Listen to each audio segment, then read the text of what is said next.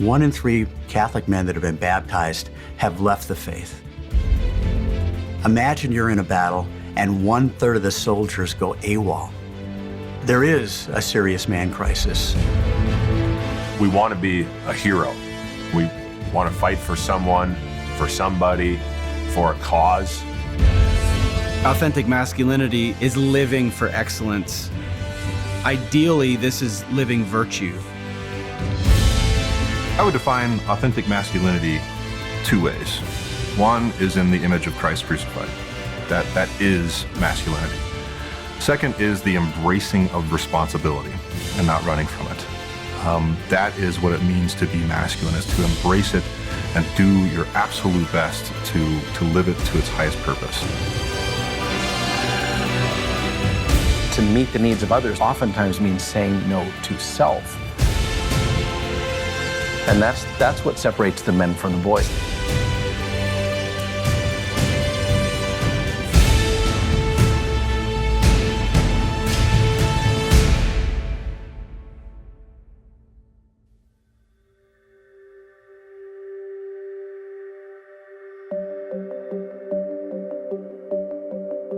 Boys think about themselves, and men think about others. Ephesians 5, it says, "Husbands, love your wives like Christ loved the church." Male spirituality is this call to lay down our lives for our bride. For married men, of course, that's for your wife and children. For priests, it's the same thing. I'm called to lay down my life for my bride, the church, and all of my spiritual children. I think when we don't believe in God, then all of a sudden, why live above our base self?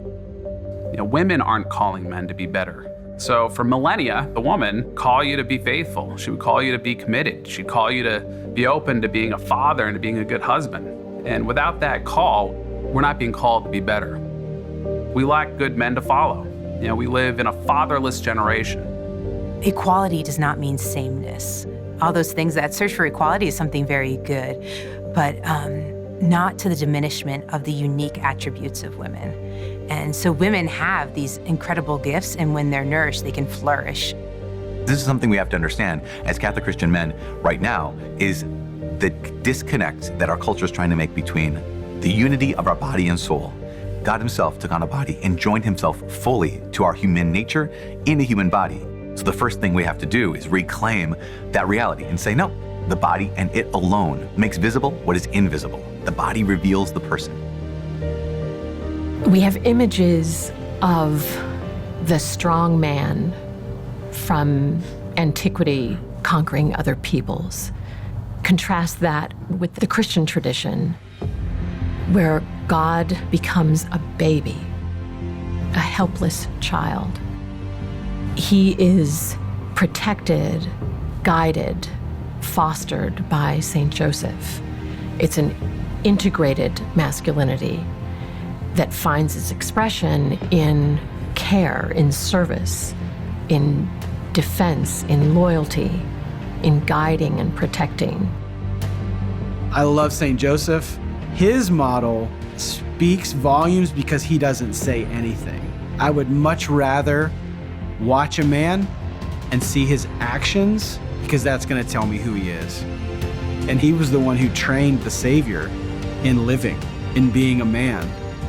Christian masculinity is always going to take as its most basic point of reference the mystery of Jesus Christ, who gave himself unto death. He's making that gift as the perfect man, but he's also making that gift to the church. He's also showing us what it means to be father, husband, and he's showing us the kind of love that God has for us, a love that seeks communion, a love that seeks and serves the good of the other in a fruitful union.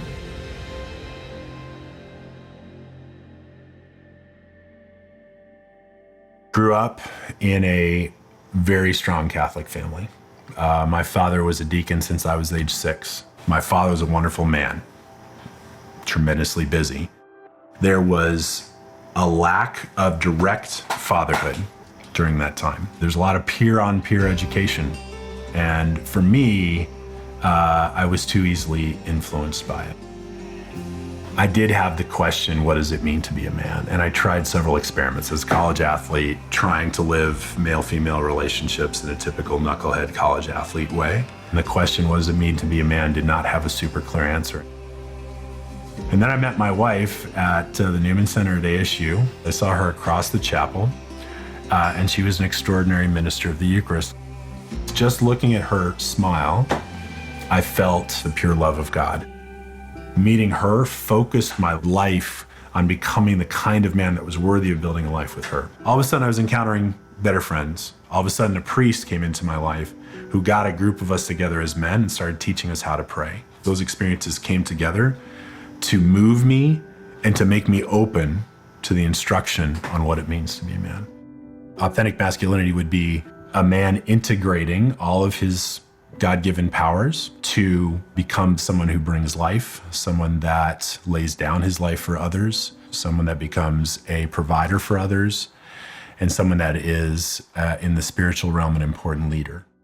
One of the prayers I pray is I drive up into the parking lot. I just say, self-empty, Lord, help me to be empty of what I'm carrying right now so that I have room for my family. I think you see it every day, kind of in the culture, trying to make us the same. And yes, equal in dignity, of course we are, but different. God made us male and female, and that we are a complement to each other. And when you bring those two forces together, then there's no stopping us. But we have different strengths, we have different gifts, and we are called to use them in different ways in our family. And when my husband is leading in that place where their souls can really develop, then there's just this beauty in the family. And that's when he's most himself and most manly. In a dance between two really talented dance partners, it's not super apparent who's leading. Right. But if the man doesn't lead, there's no dance. Right? And that's kind of where society is. There's no dance. We want this question answered in our lives. What does it mean to be a man? And real relationships will lead us to the answer to that question. And that means you got to put your phones away. That means you got to put the screens away. God will put all the people in your life that you need. Seek the question to be answered and become a man.